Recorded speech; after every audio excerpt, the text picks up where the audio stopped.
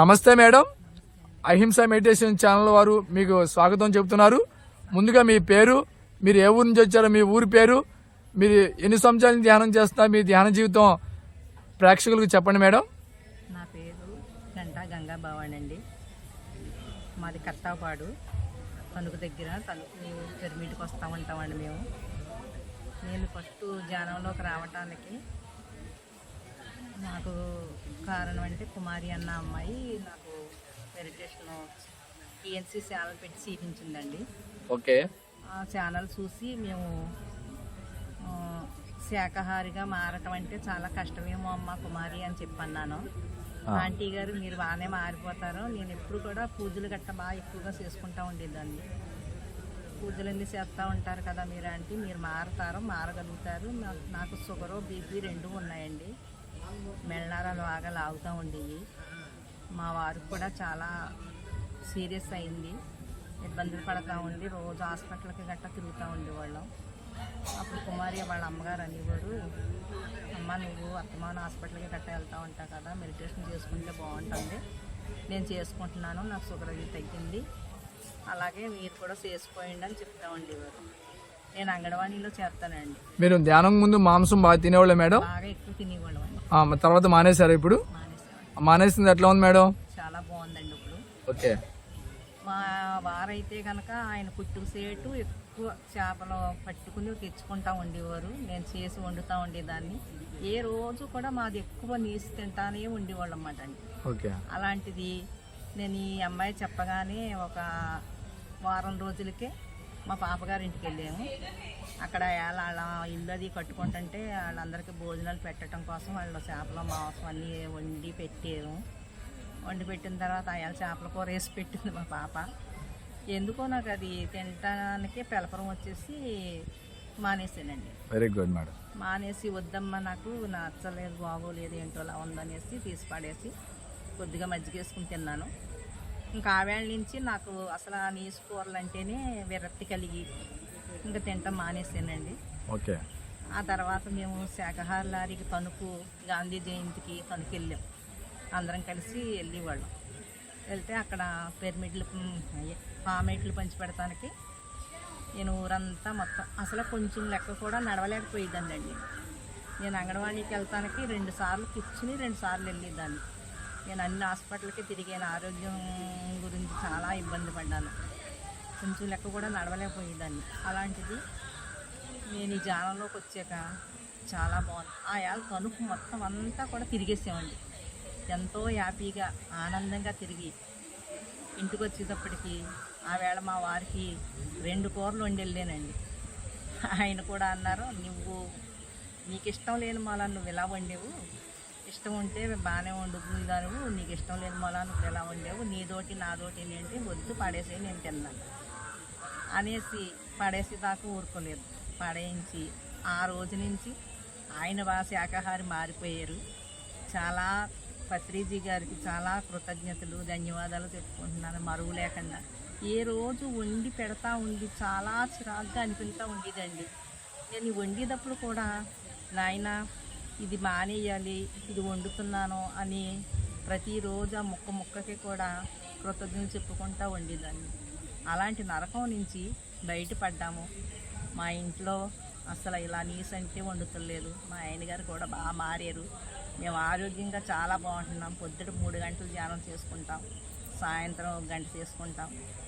ఆ రోజు నుంచి ఈ రోజు ఎక్కడ శాకాహార లారీ ఉన్నా వెళ్తాము, అందరికీ జ్ఞానం గురించి చెప్తున్నాము, చాలా ఆరోగ్యంగా ఉన్నాము.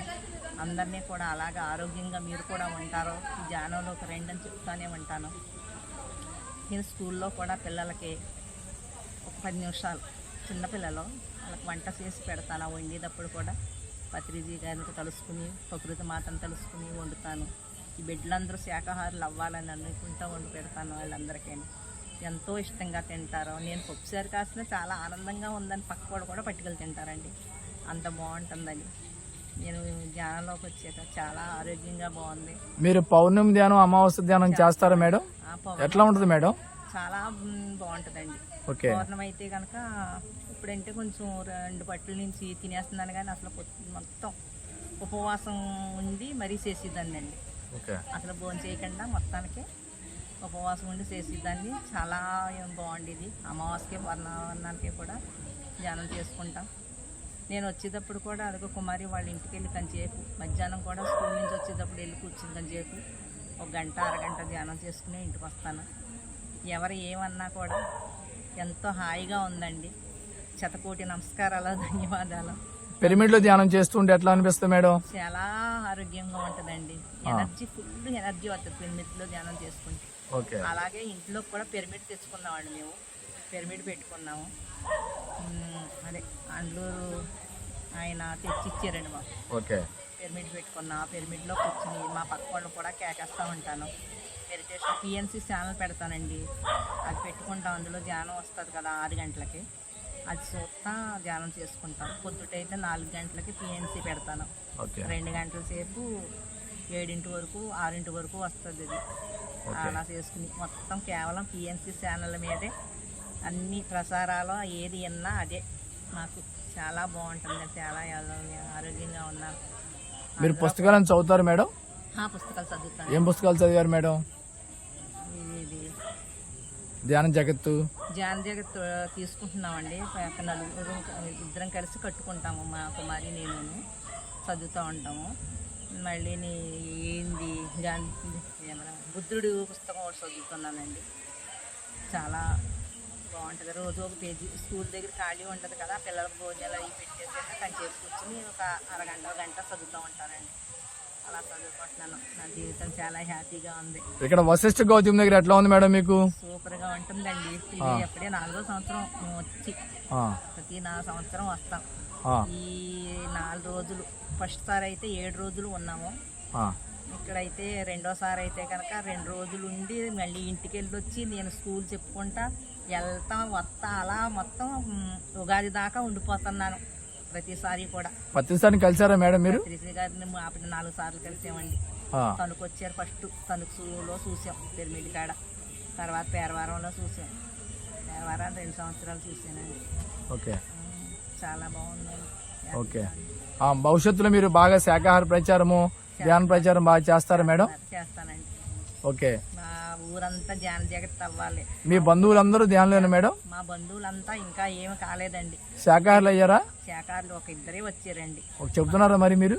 చెప్తున్నానండి. వింటున్నారా? కూడా మా పిల్లల్ని కూడా బాగా రావాలని గట్టిగా పట్టుదలగా పట్టుకుని కూర్చున్నానండి. రేపు కనీసం ఆదివారం అయినా. ముందు సంవత్సరం అయితే వచ్చారండి. చక్కగా చాలా బాగుంటుందండి. ఇక్కడ ఒక్కసారి వచ్చి వెళ్తే ఒక్కసారి చూసేదంటే వదలలేరు కదండి. ఇంకా అసలు మన ఎంత బాగుంటుందో అనేసి రమ్మని చెప్పాను. వస్తానన్నారండి రేపు. జంతుబలి పాపం కదా మేడం, మీరు చెప్తున్నారు మరి? జంతుబలి పాపమేనండి, మహాపాపం. ఎందుకంటే మనం కొంచెం ఏదైనా చెయ్యి తెగిందంటే ఎంతో బాధపడతా ఉంటాం. అలాంటిది అట్లా బలిస్తున్నామంటే ఎంత పాపం అండి. అట్లా చంపుకు తిన్నాం కదా అప్పుడు దాకానని నిజంగా అట్లా చూసినప్పుడల్లా నిజంగా నరకం అనిపించి ఇన్నాళ్ళు ఇంత పాపం చేసుకు తిన్నామా, ఇన్ని జీవనాలు చంపుకు తినేసాం కదా అనేసి చాలా బాధగా అనిపించిందండి. ఇప్పుడైతే కనుక ప్రాణం ఎంతో హాయిగా ఉంటుంది. వీటిలన్నిటిని ఎందుకమ్మా అలా చంపుకు తింటామని ప్రతి ఒక్కళ్ళు ఎవరన్నా ఏటలు వేసుకుంటానన్నా ఏం చేస్తానన్నా వద్దమ్మా మహాపాపం అయ్యి చెయ్యొద్దు చంపొద్దు అని ప్రతి ఒక్కళ్ళకి. మా ఇంట్లో మా తమ్ముడు చనిపోయారండి. ఆయనకి దినాలకి ఏటలు వేస్తానని పట్టట్టారు. అలా వద్దు మీరు వెయ్యొద్దని గట్టిగా పట్టి మానిపించానండి. Very good madam. మా తోటికోళ్ళకు పోయిందండి. ఆవిడ దినానికి కూడా అలాగే మీరు మాంసం గట్ట వాటిని చంపికి పెట్టాలా ఎందుకు అనేసి పట్టుపడితే పాపం మా మర్ది బిడ్డలు కూడా మాట విన్నారు. చక్కగా మానేసారు. ఓకే. శాకాహారం అంటే చాలా అమృతం కింద ఉంటది కదా. అవును. మానవుల ఆహారం శాకాహారం, రాక్షసుల ఆహారం మాంసాహారం. మనం ధ్యానం చేసి తెలుసుకున్నాం. ఈ సత్యాన్ని ప్రపంచాన్ని బోధిద్దాం. బ్రహ్మర్షి పత్రిజీ బంగారు కళ శాకాహార భూలోకం, మనందరూ బంగారు కళ శాకాహార భూలోకం. అంతే కదా madam? Okay. Thank you madam. మీరు చక్కటి జ్ఞానాన్ని మా అహింస మెడిటేషన్ ఛానల్ తరపున ప్రపంచానికి అందించారు. మీకు ధన్యవాదాలు మేడం. మా ఛానల్ సబ్స్క్రైబ్ చేయండి, షేర్ చేయండి, లైక్ చేయండి. Thank you madam.